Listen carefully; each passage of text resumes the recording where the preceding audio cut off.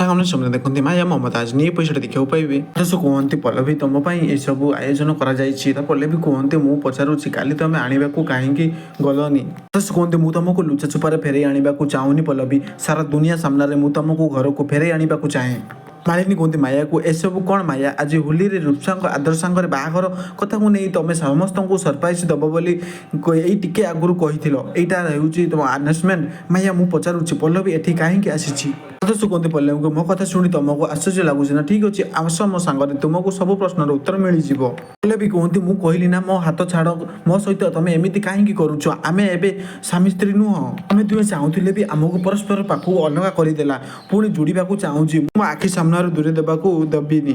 ମାଳିନୀ କୁହନ୍ତି ରୂପସାକୁ ଧୈର୍ଯ୍ୟ ଧର ରୂପସା, ମୁଁ ତତେ କହିଛି ନା ତୁ ଏବେ ମହାପାତ୍ର ଫ୍ୟାମିଲିର ବୋହୂ ହେଇସାରିଛୁ। ତତେ ଆଉ କେହି ବି ଆଦର୍ଶ ଜୀବନରୁ ବାହାର କରିଦେଇ ପାରିବେନି। ଏସବୁ ଛୋଟ ଛୋଟ କଥାରେ ତୁ ଏମିତି କାହିଁକି ରାଗୁଛୁ? ମାଳିନୀ କୁହନ୍ତି ମାୟାକୁ ପଲ୍ଲବୀକୁ ଏଠି ଡାକିକି ଆମକୁ ବେଜ୍ଜତି କରାଇବା ପାଇଁ ଚାହୁଁଥିଲ ନା? ସାଙ୍ଗମାନେ ଆଜିର ଫୁଲ୍ ଏପିସୋଡଟି ଏତିକି ଥିଲା। ସବସ୍କ୍ରାଇବ୍ କରି ଆମ ସହ ଯୋଡ଼ିଏ ରୁହନ୍ତୁ। ନମସ୍କାର।